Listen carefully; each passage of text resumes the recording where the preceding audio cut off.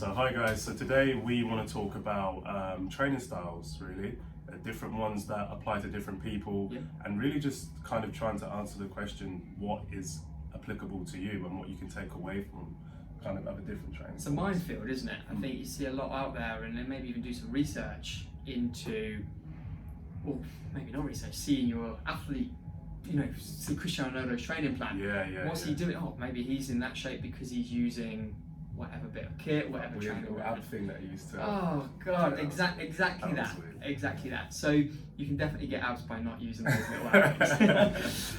But yeah, go on. Yeah, just quickly before we go on to our the full topic, we just want to say thank you to AngeFit1. So she will be tagged here because this is for you. So yeah, one thing that I was talking to Ben about a lot recently is sometimes we come into the gym and we talk to people and they're like, oh, I watched this YouTube video on such and such a sportsman and he's doing this and he's in incredible shape, so I'm gonna do it. And yes, it makes a lot of sense to me. And I'm like, okay, but why are you coming to the gym? Oh, I'm actually coming to the gym to lose weight. Yeah. Okay, so why are you training like this athlete who just wants loads of power to maybe hit, kick, I don't know, punch someone as hard as they can? It could be as specific as that. You could be looking at a top level boxer's workout and his sole purpose as his life is to hit his opponent. Yeah. Like, that's not any average gym goer, and even people that are into their MMA or whatever, general fitness may be a little bit higher than just amateur or semi-professional fighting or martial arts. It needs to be specific to, again, going right the way back, your weight loss goals or general fitness goals, rather than these top level athletes doing specific movements. Very, very, very true. So an example of one thing would be what we'd classify as endurance training. So when you see people in the gym for potentially like a super long time and they're sweating it out, maybe doing super high reps, maybe not doing essentially like a super heavy weight, they're trying to last long. Well, whatever they're trying to do, they're trying to last long. So like, let's say for instance, a marathon runner, they're quite skinny, but marathon runners go for a very long time. I would challenge anyone in this gym to match one of them. Yeah, 100%. And they just do tons of reps. They're always training their runs consistently. An average guy comes in here, why would they need to spend tons of time on the treadmill for if they're not doing something? Absolutely. Like that? And do you think this is maybe where it gets misunderstood with weight loss? Because you see these skinny athletes that are perhaps just solely doing their running training to be specific to running, and go, well, I need to do an hour on the treadmill to lose weight. Because Mo Farah, for example, is very skinny. It's that kind of misidea of where it goes right back to cardio is good for weight loss, and it's just not. We need to make sure we're mixing input and stimulus into our workouts. I think that to be true, because I think as well, like, your body and your brain is a computer. So often you'll come into the gym and if you just do the same thing back to back, your brain starts becoming really efficient. And it's like, okay, I know that person's gonna go pick up that weight, or I know that person's gonna go on that treadmill for 20 minutes. So it does certain things to make it easier, and you will start to find it easier. You'll start to get off of whatever you're doing and be like, oh, I didn't sweat as much as I used to. Oh, I don't feel as tired as I used to. Absolutely. That's because you've neurologically adapted. It's just easy. I mean, should we just drop the word in now? It's stimulus. We're going to be talking about that word a lot, and we'll put a little description in there of what the definition of stimulus is.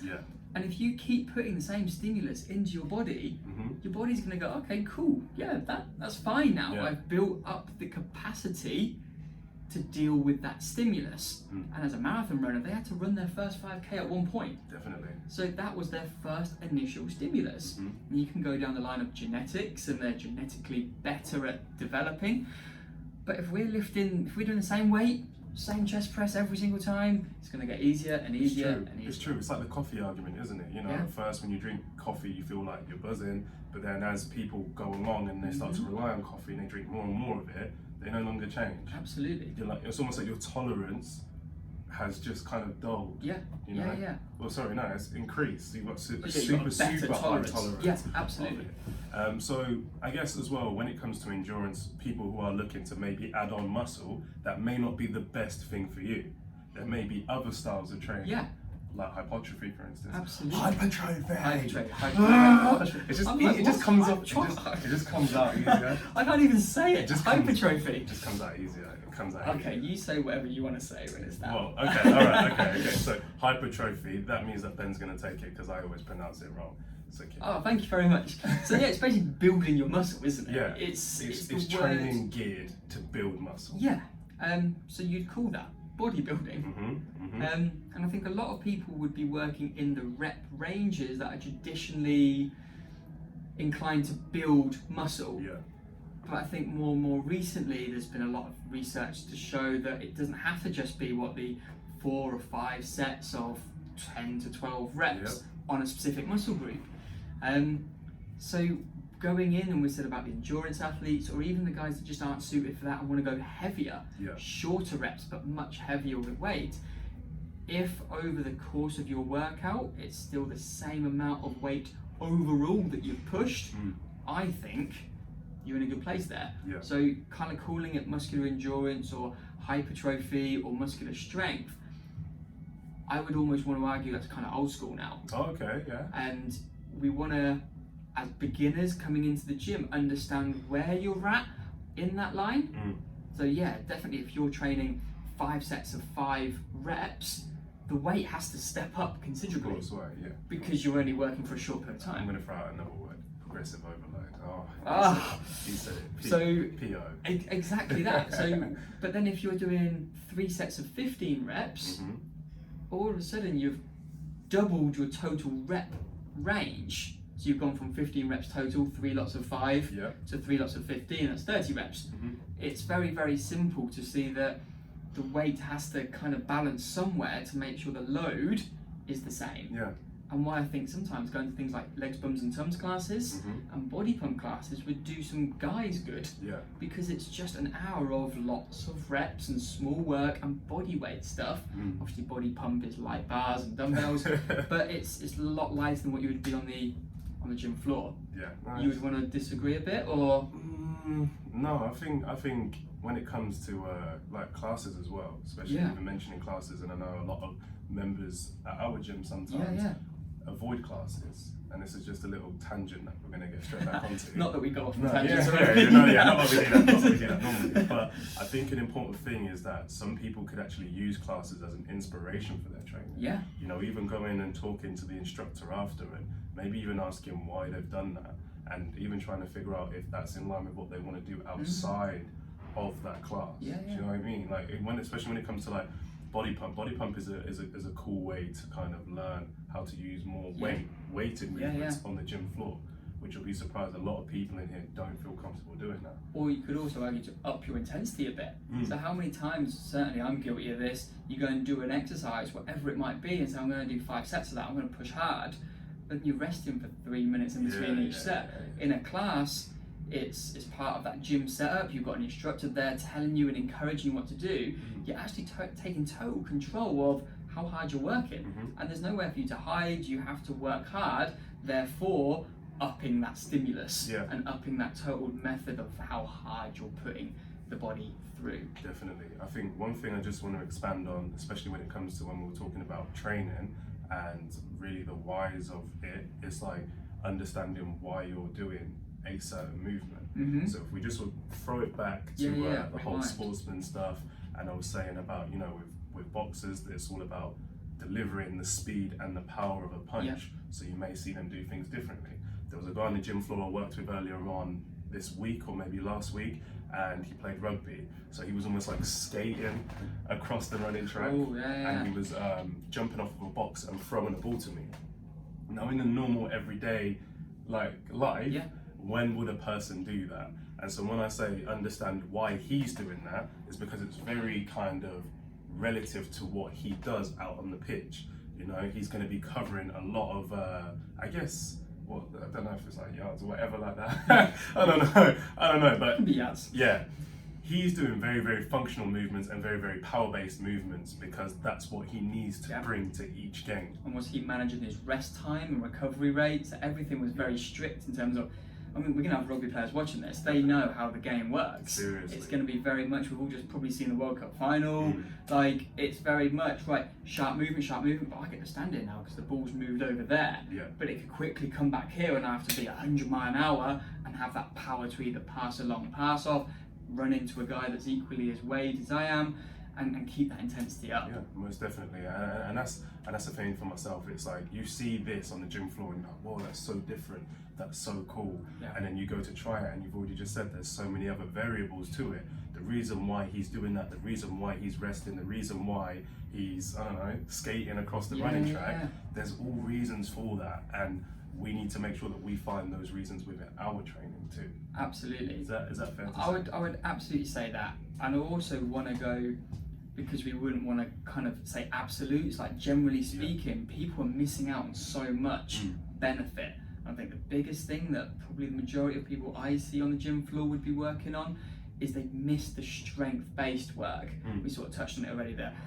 The light weights, the light sets, but the heavy weights in terms of each work. And, you know, kind of a little saying with there's nothing wrong with getting strong. Yeah, well, it's a fear of injury, I think, as well. Do you think it's as much as that? I think it may be things like a fear of injury. If I go too heavy, I don't know if I'm going to drop this. You know, when a lot of people do lift heavier weights, they tend to get spotters. Yep. When you know as a spotter that person could have done that by themselves, I think there is a fear of harm, and it also just stick with me on this one. I think it does slightly tie into what we were talking about outside this video. Yeah. The mobility. Yeah. You know, what me and Ben were having a little conversation on, even before we think about, and this happens with our clients a lot, before we think about our weight loss, before we think about generating more power if you're an athlete, before we even think about our endurance or aesthetics, our muscles, can we actually get into that position? Do we need to actually spend quite a few of our gym visits working on our mobility, making sure we can access those positions that are going to help us generate enough stress for our muscles to grow? Well, it's a little, maybe a proverb, maybe a famous person saying, who knows? I'll put it down here. It's really good. If you give me 4 hours to cut a tree down, I'm going to spend the first 2 sharpening the axe. Okay, excellent. So it's the same idea. Yeah, if your main goal is weight loss, learn how to do the best movements to help you lose weight for the first 4 weeks. You probably won't lose any weight on the scales, but after that it's going to be a piece of cake, because you can be doing squats, you can be doing jumps, your ankle, hip mobility is incredible, your spine is stabilized, retraction is on point. Retraction. But then as well, there's less chance of injury. Because you're aware of your body and you're feeling safe in these more complicated movements, rather than saying, you know what, I'm going to be on the treadmill, I'm going to walk for 15 minutes, I'm then going to do the chest press machine, I'm going to do some rows, and probably not have the right technique, but you feel safe because there's less risk of injury.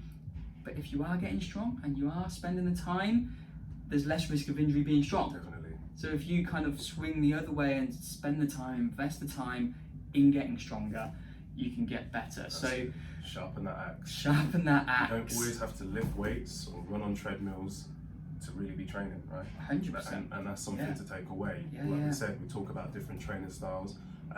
Don't really want to go into their kind of advantages and disadvantages just yet, because we don't want to scare people away or push anyone to a certain thing. I believe that you should make up your own mind on things and really make sure it's in line with your goals. I think the big thing, like, if you're watching this now and have those questions again, we say it every time, comment section. Hit a comment, ask some questions. And that's why we're here. Here's the video for it. So yeah, if you are kind of curious with just starting in the gym, and I would actually like to be a bit stronger, because bulking up and strength is totally different things. I think a lot of perhaps women can be a bit guilty of, no, I don't want to build too much muscle and look all bulky. It just won't happen. It just really won't happen. But the benefits of building that squat strength, deadlift ability, the pull-up work is going to far outweigh any kind of worries that you're going to have about how your body looks afterwards, or even then the movement patterns that you can develop. Definitely. I think a big thing to take away from here is, you know, we'd never go into an exam without knowing all the information that could potentially answer those questions, right? Yeah. But you see every single time, a lot of people come into the gym without any idea of what they're doing. This, for me, like gym time for me is almost like a body examination time. It's like, okay, so what have I learned? What am I going to apply to this session? How am I going to test myself and challenge myself? to get to almost like the next grade. 100%. To get to the top grade. That's how I view it. Great stuff. So it's always really strange when I see people come in the gym and they're like, oh no, I don't know. Do you know what I mean? Yeah. Like, I've taken no interest in it, but know that they want a certain goal. Yeah. We want you to take an interest in yourself. In yourself. Take self-interest in your goals. Yeah. And get there. Yeah. Finish.